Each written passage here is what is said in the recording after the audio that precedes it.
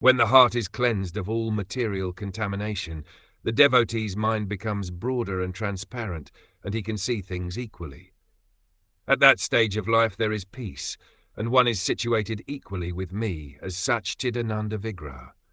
The Mayavad conception of Kaivalya and that of the Vaishnav community is different.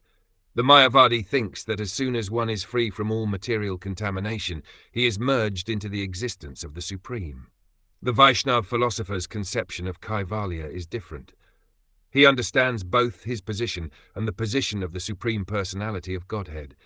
In the uncontaminated condition, the living entity understands that he is the eternal servitor of the Supreme, and that is called Brahm realization, the spiritual perfection of the living entity.